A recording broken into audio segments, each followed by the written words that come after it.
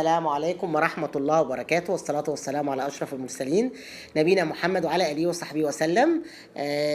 أنا معاكم إيمان أحمد من العاصمة المقدسة مكة المكرمة. ازيكم حبايبي؟ عاملين إيه؟ يا رب تكونوا بخير وفي أحسن حال إن شاء الله. اليوم هعمل معاكم محشي الكرنب اللي هو محشي الملفوف بطريقة يعني جميلة وسهلة. يا رب تعجبكم من أول ما بنسلقه لغاية السوا. حاجة جميلة، وطبعا ده حبيب الملايين، كل الناس بتحبه. يلا بقى تعالوا نشوف الطريقة مع بعض. هنا بقى حبايبي هعمل ايه؟ اول حاجة المية اهي بتغلي، طبعا هنسلق الكرنب. شوفوا الكرنب اهوت مقطعاه ايه. حطيت ورقة ورقة، فككته طبعا سهل تقطع الراس اللي جوه وتفككي الايه الورق. بعدين هنا بقى نحط ملح، تمام، ونحط ايه كمون، ده عشان الايه ورق الملفوف الكرنب يعني.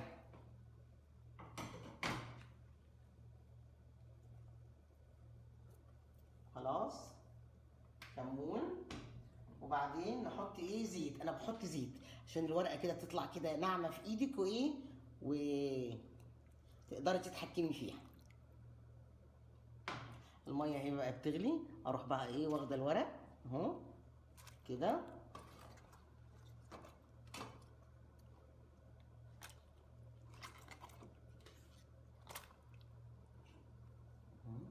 غطسي كده في الميه. طبعا ما تكتريش، هي بس ايه يعني نص دقيقه او دقيقه بالكتير قوي عشان الورق ما يتهراش، لان لسه هيستوي كمان في الايه لما نحشيه. لازم تكوني ايه محضره الكرنب ورق الملفوف يعني، تكوني سلقاه.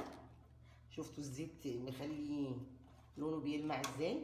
ده جميل بقى يا جماعه، لما تيجي تحشيه يبقى ايه يعني طري كده في ايدك وتقدري تتحكمي فيه ان شاء الله. شوفوا لاحظتوا شفت اللون اتغير ازاي؟ بصوا اللون، شايفين اللون بقى حلو ازاي؟ ما شاء الله.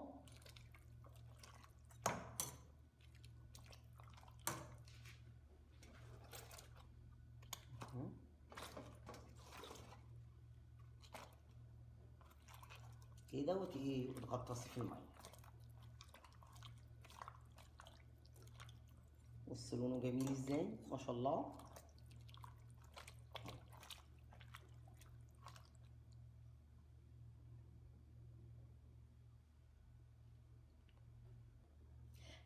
هنا بقى حبايبي شايفين اهو خد بس دقيقه على النار. شفتوا لونه بقى جميل ازاي؟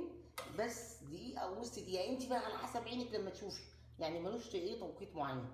شايفين الجمال اهو.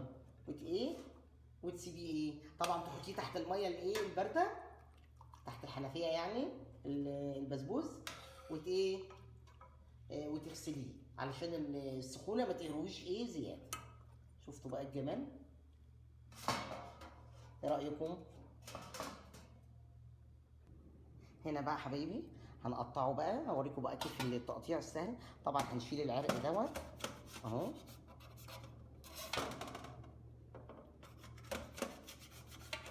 العروق دي انا ممكن اخللها او اقطعها تحت في ايه في الطبقه الاولانيه لما باجي احشي في الايه في الحله. شايفين؟ بس بعد كده بقى اهو اروح ماسكه كده بقى الايه الكرنب، شايفينه كيف اهو، واروح بقى ايه لفاه اهو. بسم الله الرحمن الرحيم اهو كده، ابرمه واقطعه بقى على حسب الحجم اللي انت عايزاه. انا بحبه بقى طبعا صغير، براحتك، عايزه ممكن تقسميها بالنص، ممكن تقسميها 3 اهو اهو. انا بحب الصبع ايه صغير شويه اهو. شايفين؟ ما شاء الله تبارك الله اهو. اعملي بقى منها زي ما انت عايزه. شايفين اهو بقى رول اهوت. انا بقى بروح عامله ايه مقطعاه كده بسم الله اهو. حلو قوي كده. حط هنا الحشو، شفتوا بيلمع ازاي وجميل مع الزيت اللي انا عملته. واروح قطعه كمان تاني هنا. خليها كده ايه مستطيله متوسطه يعني، شايفين ما شاء الله. بس ونقطع دي ايه اهو، بصوا كيف اهو. واقطع بقى كده، اقطع لغايه ايه، احط بقى الاخضر لوحده والابيض لوحده، بس عشان يبقى سهل قدامك سريع تحشي على طول. هنا بقى حبايبي ان شاء الله هنحط بقى هنا الزيت سخن اهوت، لازم يكون طبعا زيت كتير. ونحط بقى الايه البصل.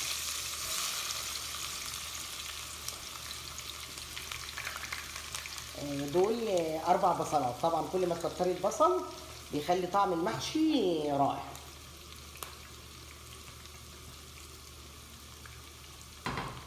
تمام اهو ما شاء الله.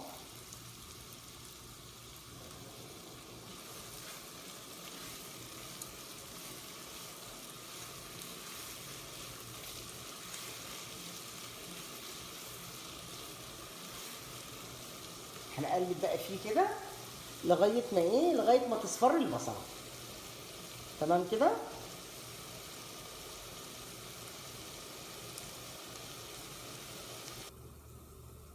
هنا بقى حبايبي هنحط التوابل. بهارات مشكله اهي ما شاء الله. البصله هي ادت لون ذهبي. احط بقى بهارات مشكله وفلفل اسمر وبابريكا، تمام، وملح. نخلي التوابل كده ايه مع يعني مع الزيت وكده عشان تدي ايه ريحه حلوه.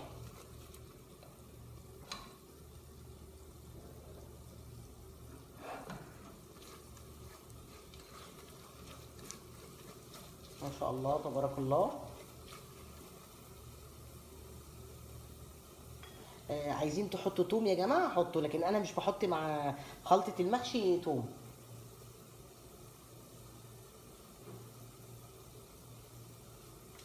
تمام كده خلاص. بعد كده بقى نحط الصلصه والطماطم مع بعض.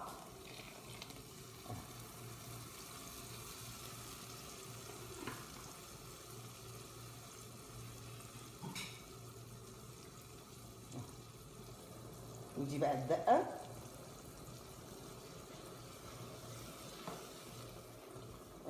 الخلطه قصدي بتاعت المحشي.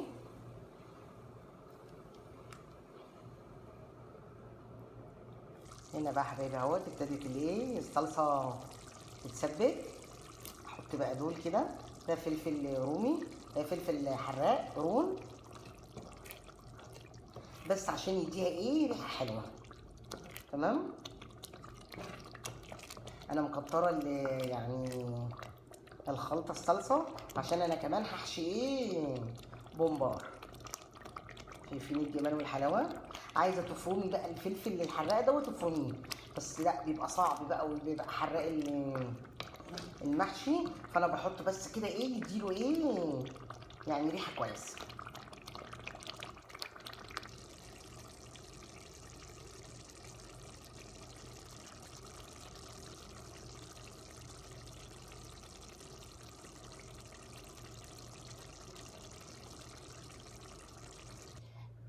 هنا بقى حبايبي بصوا ما شاء الله تبارك الله. ادي هنا اهو الرز، وهنا الصلصه. لسه هقلب كله على بعضه. تمام. وهنا بقى الخضره شبت وبقدونس وايه وكزبره. تمام. انا بحب الخضره كتير في خلطه المحشي. وهنا دوت الايه نعناع ناشف. تمام اهو. شايفين ما شاء الله تبارك الله. انا طبعا عامله كميه كبيره عشان قلت لكم ان انا هحشي بومبار. ادي الخلطه. وعملت بصله مبشوره. حطيت بصله كمان مبشوره عليها بس مش باينه ايه عشان ايه تحت الرز.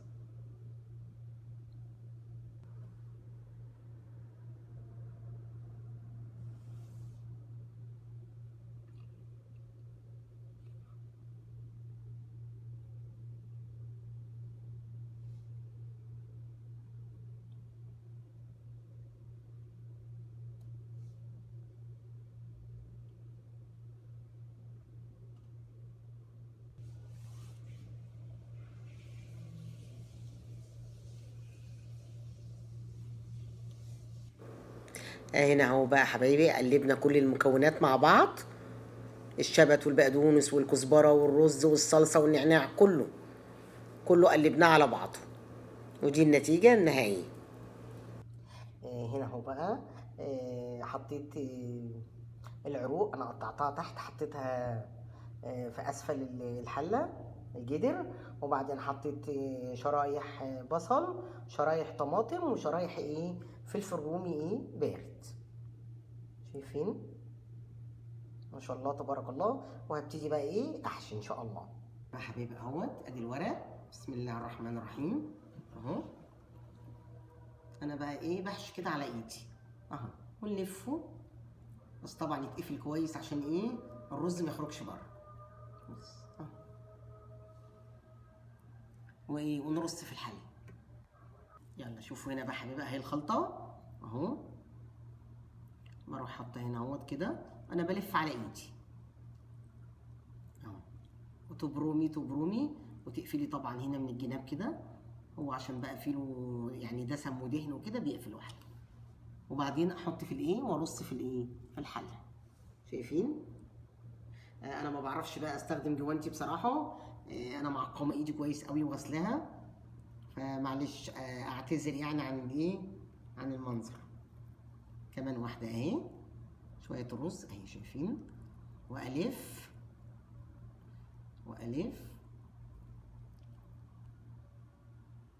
انا بحب المحشي كده صغير يا جماعه، وساعات بعمله كبير. كمان واحده.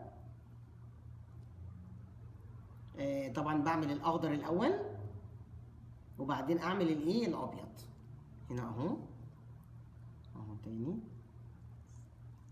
وابرم اهو، ما شاء الله تبارك الله اهو. وارص فين اهو. حطي بقى مش لازم بترتيب معين، حطي بس كده علشان لما نيجي نسقيه بالشوربه الشوربه تتخلل كله بقى للطبقات كلها.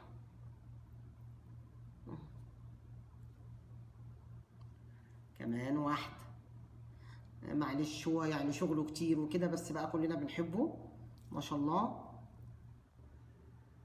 هنا بقى حبايبي شايفين ما شاء الله تبارك الله اهوت. بس اكمل بقى الحله واوريكم السوا ازاي، وتشوفوا بقى النتيجه النهائيه. هنا بقى حبايبي ده بومبار، انا كنت منضفاه وحط عليه كمون وفلفل. طبعا البومبار انا اصلا بعمله الخلطه ني في ني، بس هنا بقى يعني انا مكتره الخلطه، فقلت اعمل خلطه المحشي واحشيه بيه. بصوا بقى هنا يا جماعه، شايفين اهو؟ امسكهم كده، انا امسك البومبار بالصابعين دول، البومبار اللي هو السجق. بسم الله الرحمن الرحيم. طبعا مش كتير، بخليه مهوي اهو.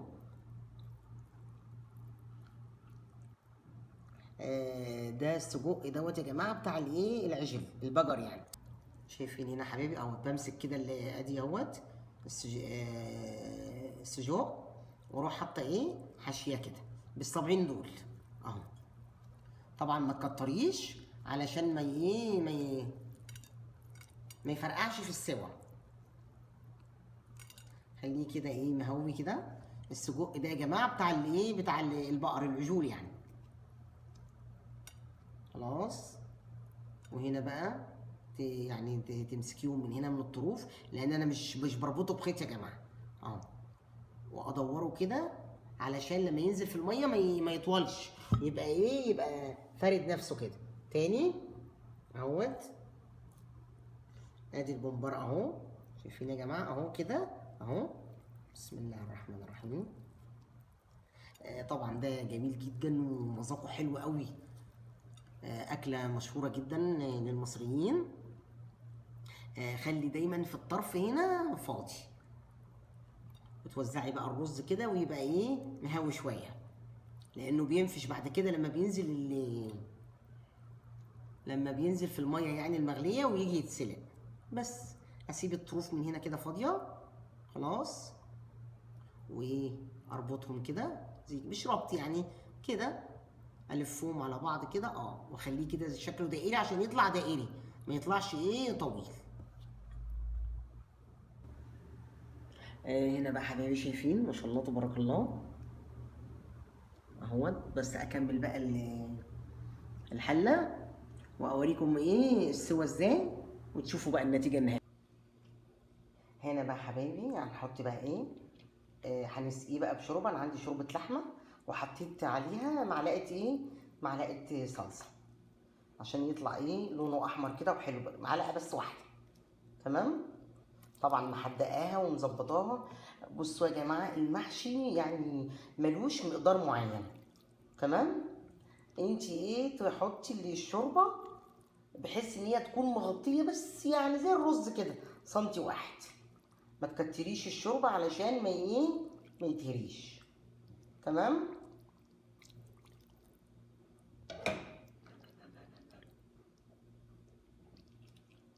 يعني مثلا 3 4 كده ايه كبشات.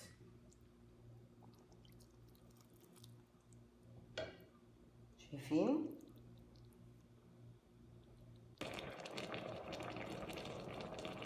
اهو يا جماعه، شايفين ما شاء الله تبارك الله. بيغلي اهوت، يغلي ويشرب ميته. بعد كده هدي عليه النار خالص لغايه ما يستوي. ياخد بقى نص ساعه، ياخد ساعه على حسب. انت تجربي وتشوفي تمام. ما شاء الله تبارك الله اهو. بصوا الجمال ما شاء الله.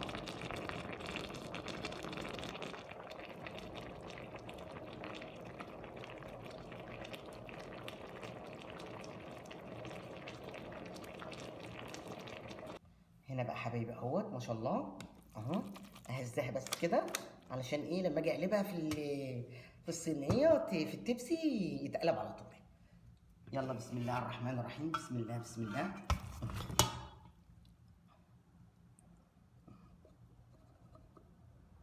ما شاء الله تبارك الله ما شاء الله اهو. شفتوا الجمال بقى ما شاء الله تبارك الله. شايفين رائع ما شاء الله. هنا بقى حبايبي اهو ما شاء الله دي النتيجه النهائيه. بصوا بقى الجمال ما شاء الله تبارك الله اهو. نروح حاطين بقى كده. شفتوا الصبع قد ايه ما شاء الله.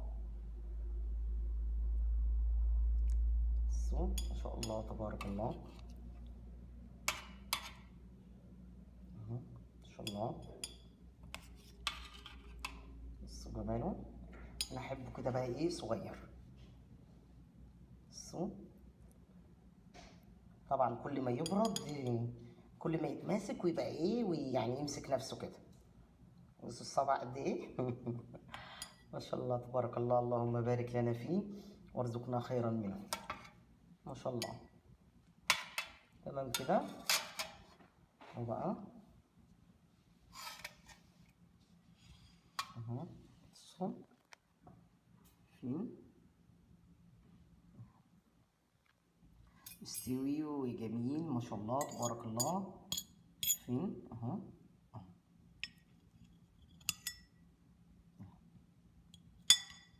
يا دوب كمان على الشوكة كمان لوحده تمام.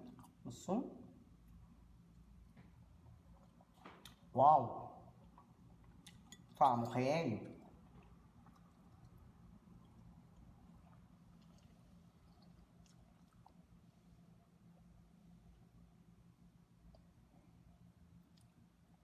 طبعا هو لونه بس غامق كده يا جماعه شويه عشان انا مكتره الخضره. انا مكتره الشبت والبقدونس والكزبره، حاطه كميه كتيره تمام. هنا بقى حبايبي ده بومبار. انا كترت من الحشوه. كان عندي متنضف وحشيته وسلقته وحمرته. طبعا انا ما جبتش الخطوات. ان شاء الله انا هعمل فيديو مخصوص للممبار من اول تنظيفه ومن اول يعني طريقه حشوته كله ان شاء الله في فيديو اخر. شفتوا الجمال بقى وشفتوا الحلاوه ما شاء الله تبارك الله. طبعا ينفع تعمليه بالحشوه بتاعت الايه المحشي. وساعات احيانا بعمله ني في ني. يا رب تكون عجبتكم طريقتي في المحشي.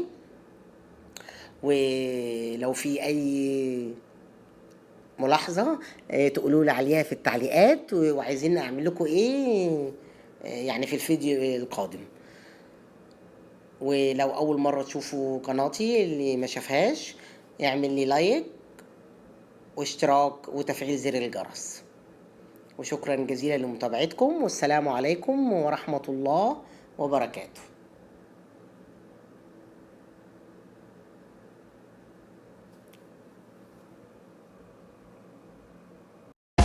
Audio Jungle.